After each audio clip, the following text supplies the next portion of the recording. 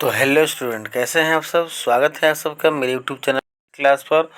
और आज मैं फिर से एक वीडियो जो है वो लेकर आ गया हूँ। वो क्लास 8 का इंग्लिश पेपर जो अभी अर्धवार्षिक परीक्षा हुआ था उसका मैं आंसर की लेकर आ गया हूँ। ठीक है, तो इस बार जो है आपका सेशन में किताब बदल गया था। बिहार गवर्नमेंट ने भी 6 क्लास से लेकर 8 क्लास तक के विद्यार्थियों के लिए सीबीएसई बुक का मतलब बोर्ड का बुक लागू कर दिया और उसी बुक से इस बार क्वेश्चन आया है। तो जाहिर सी बात है कि क्वेश्चन बदला है, बुक बदला है, तो आंसर नया होगा। ठीक है, और क्या आंसर होगा हम लोग इस वीडियो में देखेंगे।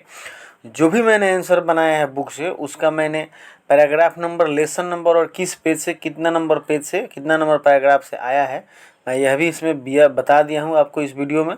तो आप बिल्कुल देखेंगे, ठीक से समझेंगे। अगर आपको थोड़ा सा भी कन्फ्यूजन होगा तो जाकर उस पेज पर, उस बुक के पेज पर जाकर देखिएगा, आपको पता चल जाएगा। उसके बाद भी कोई कन्फ्यूजन होता है तो आप मुझे बताइएगा, कमेंट कीजिएगा, मैं ज़रूर उसको क्लियर करूँगा। इससे पहले कि इसको मैंने 3 वीडियो आपका क्लास 5 का, 6 का, 7 का बना दिया है, अपलोड कर दिया मेरे चैनल पर है। आप वहाँ से उसको जाकर देख सकते हैं। तो आइए शुरू करते हैं और देखते हैं कि क्या था इस बार का क्वेश्चन 8 क्लास का इंग्लिश का और क्या है उसका सटीक आंसर। ठीक, जैसे देखिए हेडिंग मैंने दिया है यहाँ पर, आपका राज्य शिक्षा शोध एवं प्रशिक्षण परिषद बिहार पटना अर्धवार्षिक मूल्यांकन 2025 प्रश्न पत्र सह उत्तर पुस्तिका, मतलब प्रश्न और उत्तर एक ही में, क्लास 8 घंटा 2, विषय अंग्रेजी, पूर्णांक मतलब फुल मार्क 50। मैंने इसको काल्पनिक नाम यहाँ देने का प्रयास किया है, इमेजनरी, क्योंकि यह किसी की कॉपी नहीं है, यह सिंपल पेपर है और सिंपल कॉपी है। ठीक, छात्र का नाम XYZ मैंने लिख दिया है, मतलब विद्यार्थी यहाँ नाम लिखा होगा, यहाँ उनका क्रमांक जो था वो लिखे होंगे, यहाँ पर उस किस विद्यालय से हैं विद्यालय के विद्यार्थी नाम लिखे होंगे, विद्यालय किस प्रखंड में पड़ता है प्रखंड का यहाँ नाम लिखना था, और यहाँ पर किस हाई स्कूल के अंडर आपका मिडिल स्कूल या प्राइमरी स्कूल आता है उसका नाम लिखना था, यहाँ पर आपने लिखा होगा, और किस जिले का है।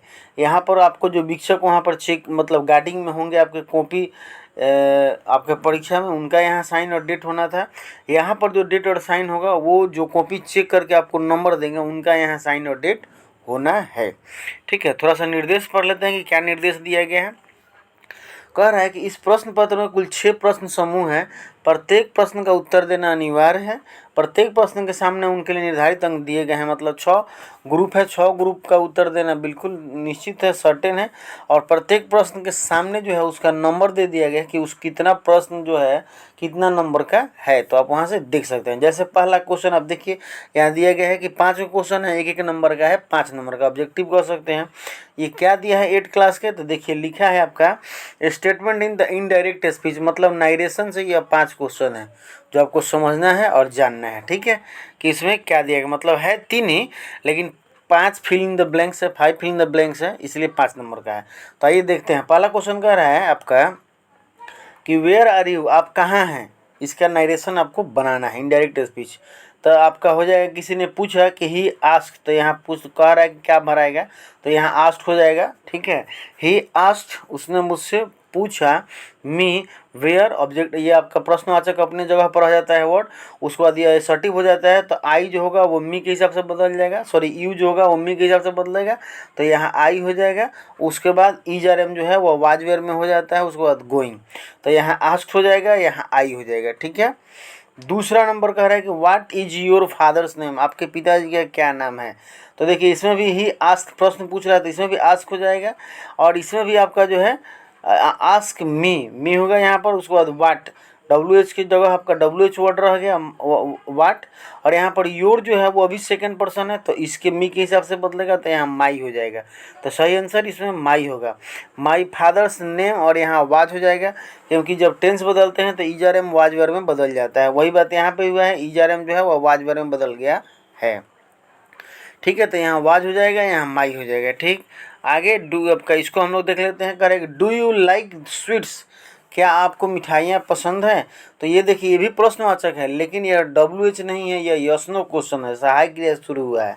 तो सहायक क्रिया में इफ़ लगता है, जो कि इफ़ लगाया है। तो he ask me if I क्यों, क्योंकि यू है तो यू मी के हिसाब से बदलेगा, सेकंड पर्सन है, तो यहाँ आई।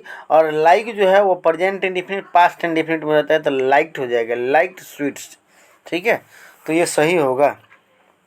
तो ये आपका नरेशन से दिया गया था। अब आइए देखते हैं दूसरा नंबर क्वेश्चन। दूसरा नंबर जो क्वेश्चन दिया है वो आपको दिया है किस चीज़ से, तो ये दिया है fill in the blanks had to और हैज टू से आपको यहाँ भरना है। ठीक, तो देखने का है कि old people have to cut their hair every month. जब एवरी लग गया तो डेली हैबिट को चीज़ को ये शो करेगा। ठीक है, एक आदत को शो कर रहा है, इसलिए हैव टू होगा। मतलब कि आपको हैज टू इसलिए नहीं होगा क्योंकि यहाँ पर पीपुल है, बहुवचन, इसलिए हैव होगा।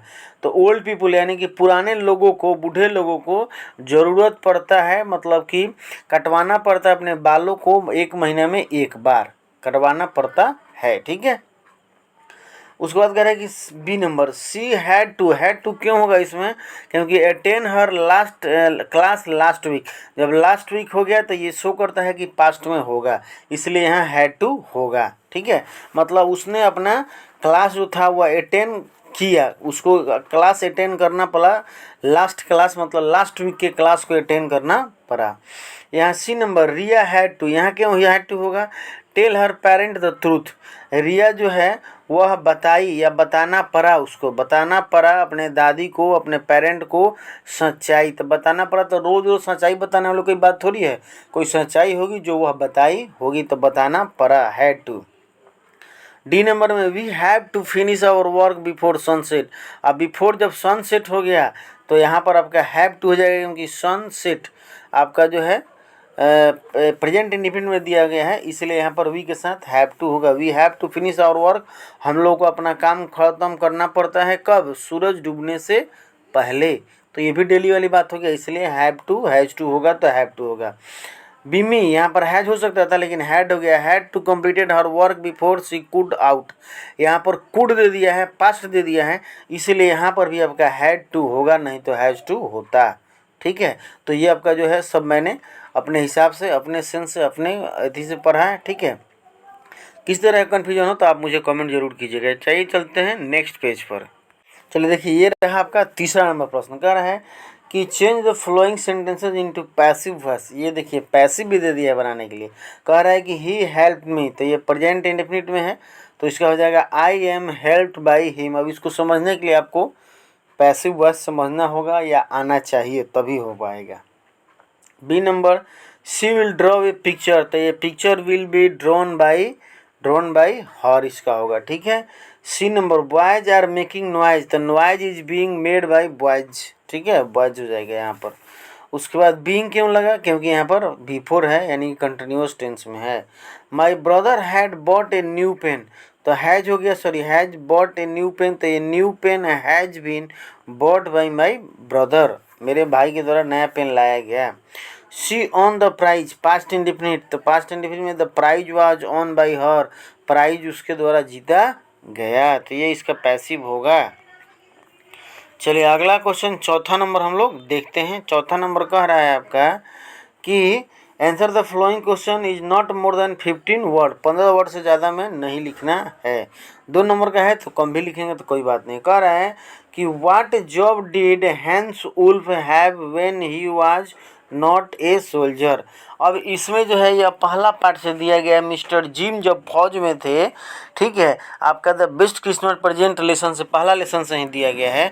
तो उसमें आकर वार के समय उनसे एक अधिकारी जो मिलता है, उसी का नाम आपका जो है हंस, ये आपका जो हंस उल्फ होता है, वह आकर मिलता है। तो क्वेश्चन पूछ रहा है कि वो जो थे इस सैनिक में आने से पहले क्या थे, तो इसका आंसर होगा कि when Hans Woolf was not a soldier, जब वो एक सैनिक नहीं थे, तो he use to play the cello in the orchestra, वह ऑर्केस्ट्रा में, यह एक सेलो वाद्य यंत्र है, उसको वह बजाया करते थे। वह खुद आकर परिचय देकर और जिम से कहते हैं यह बात। कहाँ मिलेगा, तो पेज नंबर 11 पर लास्ट पैराग्राफ में देखिएगा, आपको मिल जाएगा।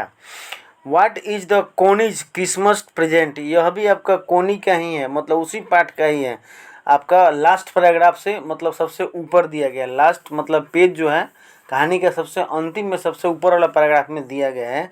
कह रहा है कि कोनी का क्रिसमस प्रेजेंट क्या था, बेस्ट प्रेजेंट क्या था। ठीक है, तो कोनीज क्रिसमस प्रेजेंट इज, कोनी का जो क्रिसमस प्रेजेंट है वह क्या है, तो the coming of gym eight Christmas at home, कि उसके लिए बेस्ट प्रेजेंट क्या था, तो आपका जिम का क्रिसमस डे के दिन उसके घर पर आ जाना उसके लिए बेस्ट क्रिसमस प्रेजेंट था। ठीक है, हालांकि वो नहीं आता है, कहानी में क्लियर किया है, लेकिन उस समय तक तो वही सोच रही थी कि जिम ही आ गया है। ठीक ना, यह भी उसी लेसन का है, लास्ट पैराग्राफ में दिया गया है। चलिए नेक्स्ट क्वेश्चन, तीसरा नंबर हम लोग देख लेते हैं। कह रहा है कि why did Tennis family come to Thailand. Tennis के फैमिली जो थे वो थाईलैंड क्यों आए थे। ठीक ना, और ये किस लेसन से है, तो दूसरा लेसन से है, जो आपका जो सुनामी लेसन है उससे यह क्वेश्चन है। तो टिनी एक फैमिली थे, तो ये लोग टिली के फैमिली जो थे वो थाईलैंड क्यों आए थे, तो इसका आंसर होगा कि Tilly's family came to celebrate Christmas day. ठीक है, यहाँ मिसिंग हो गया था, इसलिए मैंने यहाँ लिख दिया है कि टिनी के फैमिली जो थे वो आए सेलिब्रेट करने के, मनाने के लिए, क्या आता, क्रिसमस डे। कहाँ पर था, at the beach resort in the southern Thailand. Thailand के साउथर्न बीच पर, मतलब कि वो लोग क्रिसमस डे प्रेजेंट मनाने के लिए, आपका क्रिसमस डे मनाने के लिए आए थे। पेज नंबर 27 पर मिडिल पैराग्राफ में दिया गया है, आप वहाँ पर पढ़िएगा, मिल जाएगा। उसके बाद हु वाज राजा राम मोहन राय। राजा राम मोहन राय कौन थे, तो Raja Ram Mohan Roy was a learned man and from Bengal. Bengal के एक बहुत ही गुणवान, सिलवान, धैर्यवान व्यक्ति थे, जो हु अंडरस्टूड, जो समझ गए कि what was wrong with country, देश के साथ गलत क्या हो रहा है वो समझ गए। किस लेसन से दिया गया है, तो आपका एक लेसन है इसमें, ग्लिम्पसेस ऑफ पास्ट, जिसमें बताया गया है, आप देखिएगा कहाँ मिलेगा, तो पेज नंबर 39 पर अपर वाले पैराग्राफ में दिया गया है। कौन सा बुक, जो 8 क्लास का आपका सीबीएसई बुक है हनी ड्यू, उसमें दिया गया है। सेकंड बुक से इसमें भी क्वेश्चन नहीं दिया है। ठीक है, ई नंबर क्वेश्चन देखते हैं। Correct, why did Bipin Chaudhary drop in at New Market every Monday. आप कह रहे हैं कि बिपिन चौधरी जो थे वो ड्रॉप इन का मतलब होता है जाना, दौरा करना या देखना, मिलना। तो न्यू मार्केट में वह प्रत्येक मंडे को क्यों जाते थे, तो इसका आंसर होगा कि Bipin Chaudhary dropped in at Kalicharan New Market to buy books. वह किताब खरीदने के लिए जाते थे। ठीक है, पेज नंबर 56 पर मिडिल पैराग्राफ में दिया गया है। तो ये 5 प्रश्न हो गया आपका। चलते हैं अब नेक्स्ट पेज पर। चलिए, ये आ गया आपका नेक्स्ट पेज। इसमें देखिए कह रहा है कि 5 number, answer the question 30 to 40 word में, या तो इसका जवाब देना है या इसका जवाब देना है। ए में से या तो इसका जवाब दीजिए या इसका जवाब दीजिए। तो बच्चे दोनों भी लिखे होंगे, तो आप मिला लीजिएगा। मैंने दोनों का आंसर लिख दिया है, लगभग आपसे मिलता जुलता होगा, आप उसको मिला लीजिएगा। ठीक है, तो देखिए पहला क्वेश्चन कर रहा है कि who was a Chunnilal. Chunnilal कौन थे, वह what did he wanted from Bipin Babu. Bipin Babu से ये क्या चाहते थे, वही लेसन, कौन सा लेसन आपका, Bipin Chaudhary lapse of memory. ठीक ना, 4 लेसन, जो 4 लेसन है उससे यह क्वेश्चन है। तो इसका पहले आंसर मैंने लिखने का प्रयास किया। यहाँ पर देखिए क्या कर रहे हैं कि Chunnilal was a school friend of Bipin Babu. Bipin Babu के चुन्नीलाल जो थे वह स्कूल के दोस्त थे। ठीक है, स्कूल के समय से ही। उसके बाद इसी में क्वेश्चन कर रहे हैं कि what did he want from the Bipin Babu. Bipin Babu से यह चुन्नीलाल क्या चाहते थे, तो he had come to Bipin Babu about a job. तो वह जॉब चाहते थे, जॉब के लिए, नौकरी के लिए उनके पास आए थे। तो आपने इसका अगर आंसर लिखा तो ये इससे मिलता जुलता होगा, और अगर आपने इसका आंसर लिखा तो इसका भी मैं बता रहा हूँ कि क्या होगा। The cricket says, oh what will become of me, what will become of me, मेरा क्या होगा। व्हेन डज ही से इट एंड वाई। क्रिकेट यानी कि झिंगुर जो है, एक लेसन है आपके बुक में, उस लेसन का आपका नाम है the ant and the cricket. ठीक है, एक झिंगुर और एक चींटी के बीच के वार्तालाप है, तो उसी से यह कह रहा है कि cricket oh what will become me. यह लाइन जो है वह कब कहता है और क्यों कहता है, इसका आंसर लिखना है। तो देखिए मैंने इसका भी आंसर यहाँ और करके लिख दिया है, आप देख सकते हैं, और करके मैंने लिखा है। तो कह रहा है the cricket says so, cricket इतना बात कहता है, व्हेन ही फाउंड, जब उसे लगता है कि, एट होम, उसके घर पर, his cup board was empty, उसका जो अलमीरा है, उसका खाने का जो गोदाम है, उसका मतलब कि जो बक्सा है वह खाली हो गया है। एंड विंटर वाज कम, और विंटर आ गया यानी कि ठंडी का मौसम आ गया। तब उसको लगता है कि अरे अब मेरा क्या होगा। तब वह जाकर कहता है कि अब हम कैसे जिएंगे इस ठंडी में। ठीक है, चलिए नेक्स्ट क्वेश्चन 5 नंबर का, बी नंबर। 5 के बी में, तो इसमें से भी कोई एक लिखना है बी में से, या तो इसको लिखिए या आप इसको लिखिए, ठीक है। तो दोनों का मैंने लिखने का प्रयास किया। देखिए पहला question, war is not a solution of any problem, give your opinion. आपका राय पूछ रहा है कि लड़ाई जो है, झगड़े जो है, मारपीट जो है, जो दो देशों के बीच में, उसका कोई सोल्यूशन नहीं है, ठीक है। झगड़ा किसी प्रॉब्लम का सोल्यूशन नहीं है। तो क्या है, आप अपना मंतव्य दीजिए। तो यहाँ मैंने इसका आंसर लिखा है कि यस इट इज़ राइट, हाँ यह सही है, that war is not a solution of any problem, किसी भी समस्या का जो समाधान है वो सोल्यूशन जो है वह झगड़ा नहीं है। ये वार डजंट गिव अस एनीथिंग, एक लड़ाई जो होता है, एक युद्ध जो होता है, हमें कुछ नहीं देता है। इट डिस्ट्रॉय ओनली, यह हमें सिर्फ क्या करता है, बर्बाद करता है, ठीक। या अगर आपने इसका लिखा तो ये आंसर, अगर आपने इसको लिखा तो इसका आंसर देखिए क्या होगा। कह रहा है कि और how did the British officer behave with Indians, ये अभी आपका किस लेसन से है, तो यह आपका जो ग्लिम्पसेस ऑफ द पास्ट है, तीसरा नंबर लेसन, उससे दिया गया है। पूछ रहा है कि ब्रिटिश ऑफिसर जो थे इंडियनों के साथ कैसा व्यवहार करते थे। तो कह रहा है कि द ब्रिटिश ऑफिसर्स स्कॉर, मतलब घृणा करते थे इंडियंस से, ठीक है। दे यानी कि British officer, they wanted quick profit from us, वे हमसे तुरंत लाभ चाहते थे, ठीक है।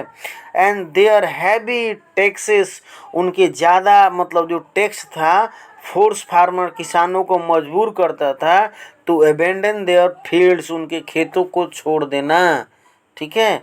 अंग्रेजों का अत्याचार मतलब क्या था ये पूछ रहा है। पेज नंबर 38 पर मिडिल पैराग्राफ में देखिएगा, आपको आंसर मिल जाएगा। तो ये पेज खत्म हो गया। अब चलते हैं लास्ट पेज पर। देखिए लास्ट पेज आपका पर 6 नंबर प्रश्न है। इसमें कह रहा है कि आपका इसमें से या तो इसको लिखिए या आप इसको लिखिए, दोनों में उसको एक लिखना है। तो आपको जो आया होगा आप लिखे होंगे या बच्चे लिखे होंगे। तो देख लेते हैं कि दोनों का संभावित आंसर क्या हो सकता है। मैंने दोनों का लिखने का प्रयास किया है। पहला क्वेश्चन कह रहा है कि why did Bipin Babu hesitate to visit mister Mukherjee and why did he finally decided to phone him.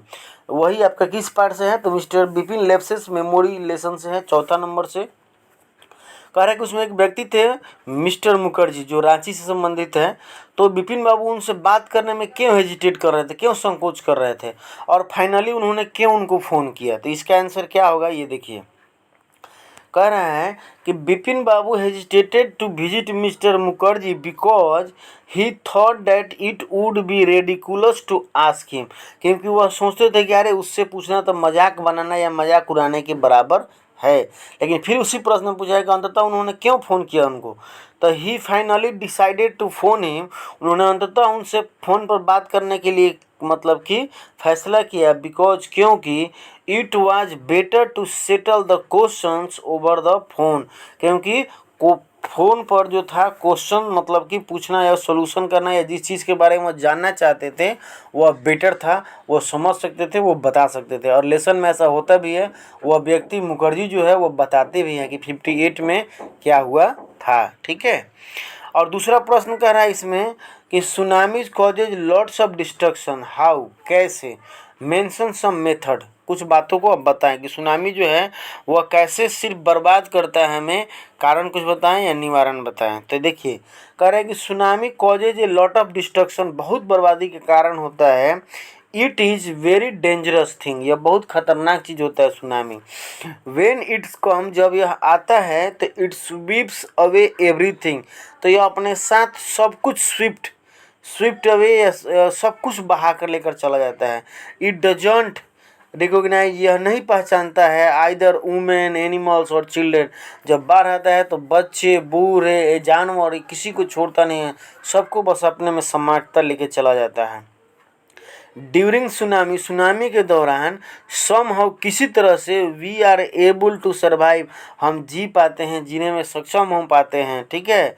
And I pray to God, मैं भगवान से प्रार्थना करता हूँ डैट कि a tsunami will never come anywhere, कि एक सुनामी जो है वो कहीं ना आए, मैं इसे से ईश्वर से यही प्रार्थना करता हूँ। तो स्टूडेंट शिक्षक बंधु, ये था आपका 8 क्लास का आंसर, संभावित आंसर। इससे संबंधित जो भी बच्चे लिखे होंगे आप मिला लीजिएगा, या शिक्षक हमारे बंधु जो भी हैं वो मिला लेंगे कि क्या हो सकता है संभावित आंसर, उसके हिसाब से हम लोग कॉपी चेक कर सकते हैं बच्चों का। चलिए आज की वीडियो में इतना ही, फिर मिलूंगा आपसे मैं एक अगले वीडियो में, नेक्स्ट वीडियो में। तब तक के लिए थैंक यू।